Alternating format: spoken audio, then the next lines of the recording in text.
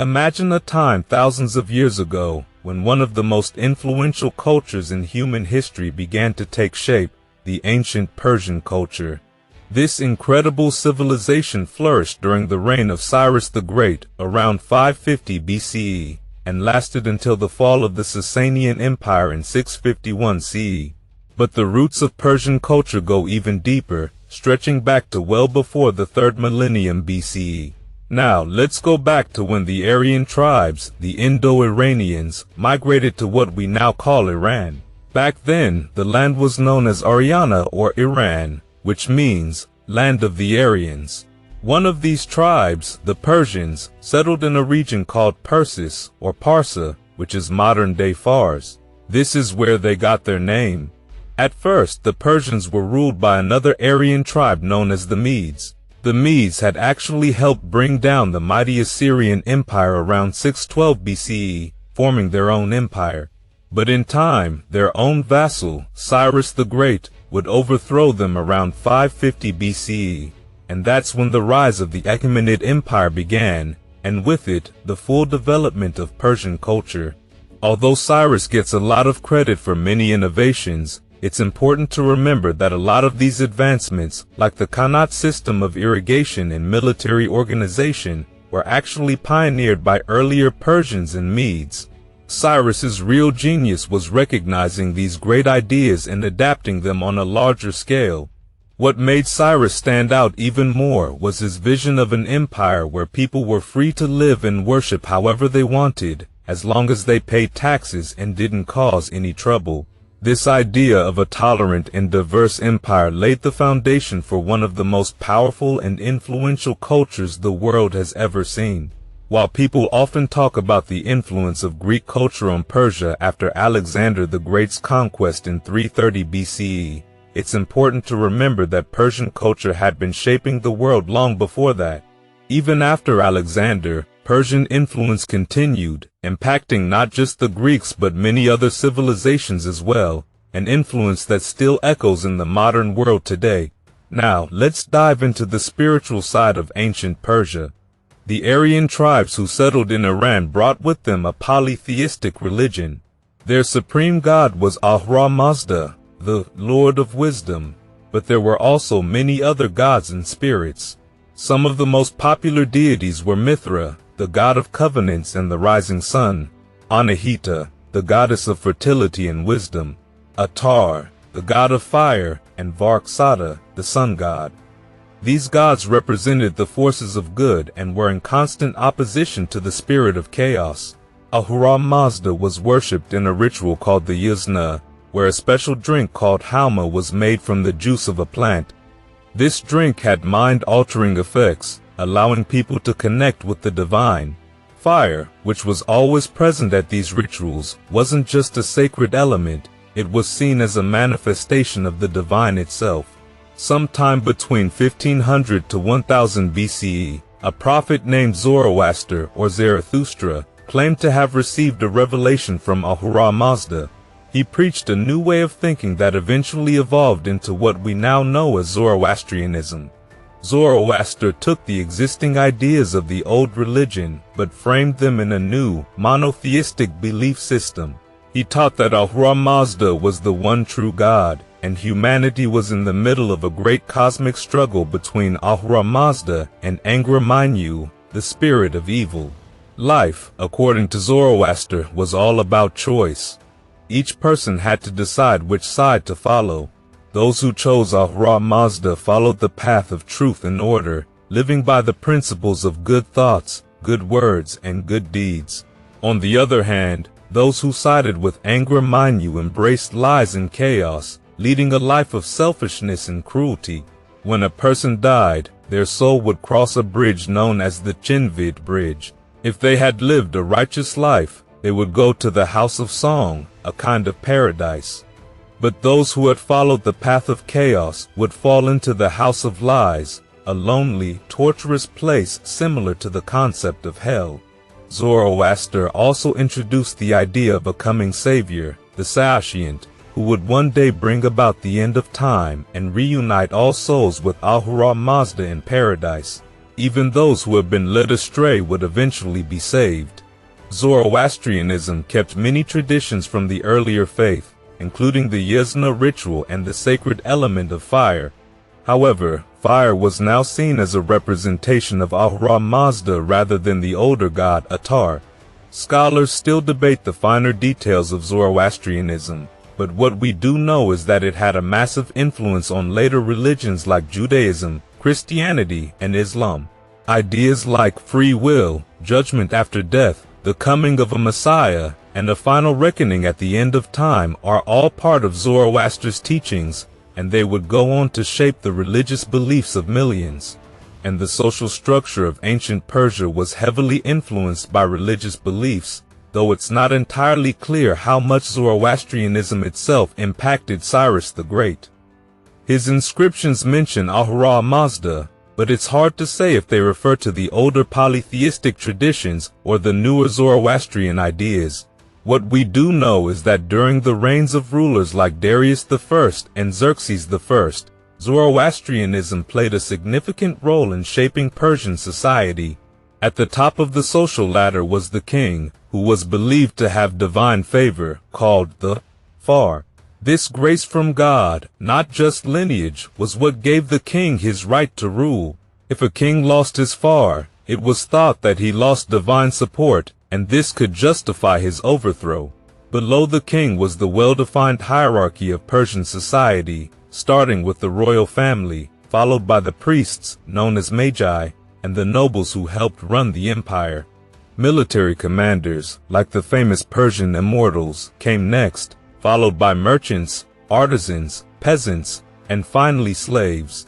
But even among these groups, there were smaller levels of rank. For instance, within the royal family, the king's mother came first, then the queen, followed by the king's children in order of importance. What's really interesting is that women held a respectable place in Persian society.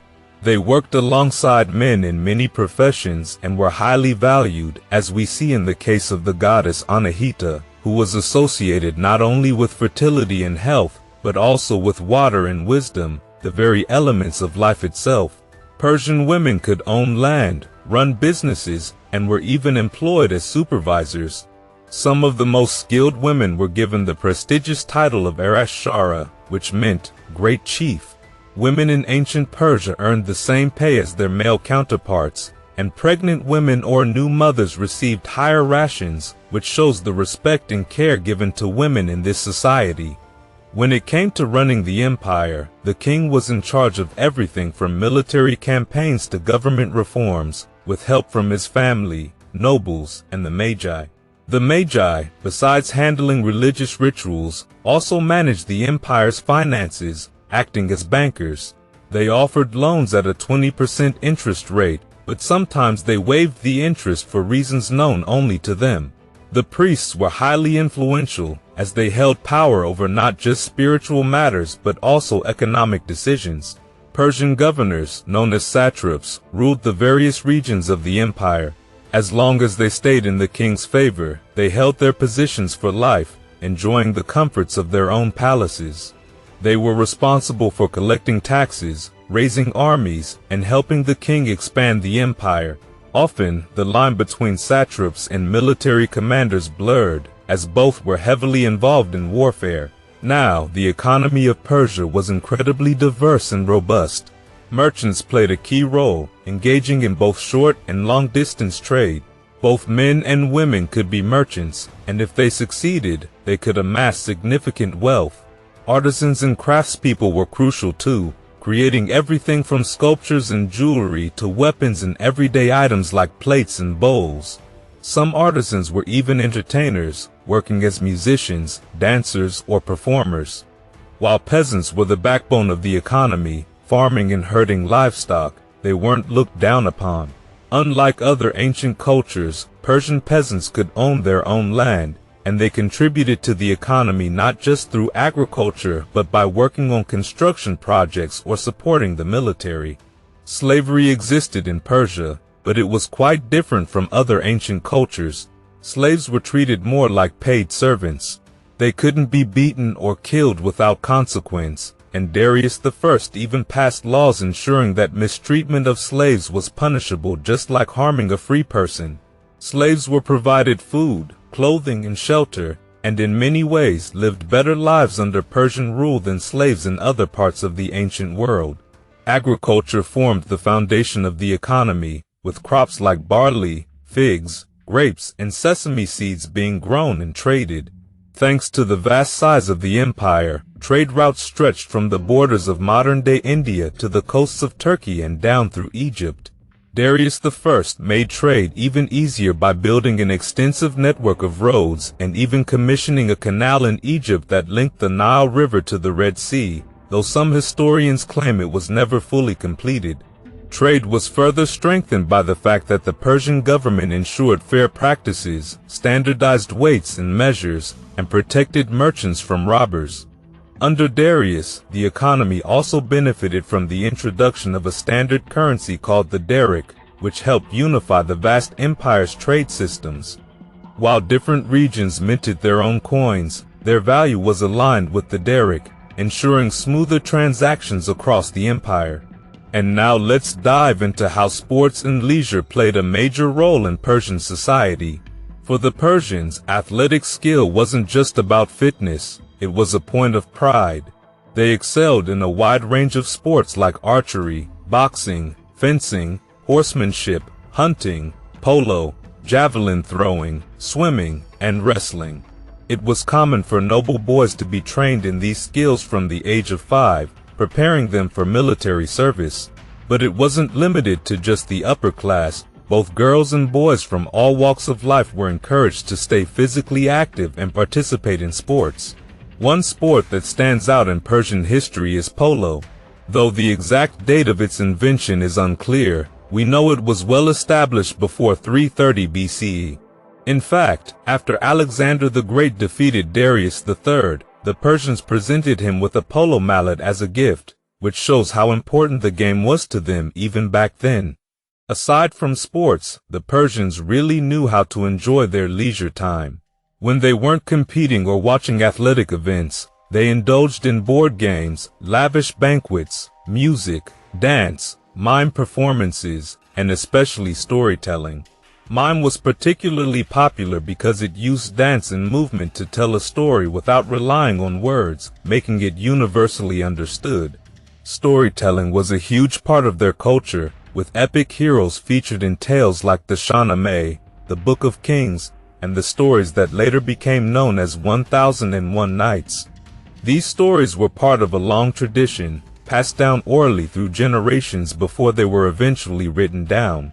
When we talk about cultural advances, the Persians were incredibly innovative.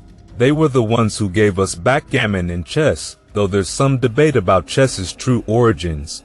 Musically, they developed instruments like the tar, a forerunner of the guitar, and they were pioneers in the art of mime, which allowed them to share stories across different cultures and regions without worrying about language barriers. Persian banquets weren't just about good food and drink. They were also a time for creativity. In fact, there's evidence that the Persians may have invented a form of early animation. One of the coolest examples of this is a cup that, when spun quickly, shows a goat jumping up to eat leaves from a tree, kind of like an ancient flipbook.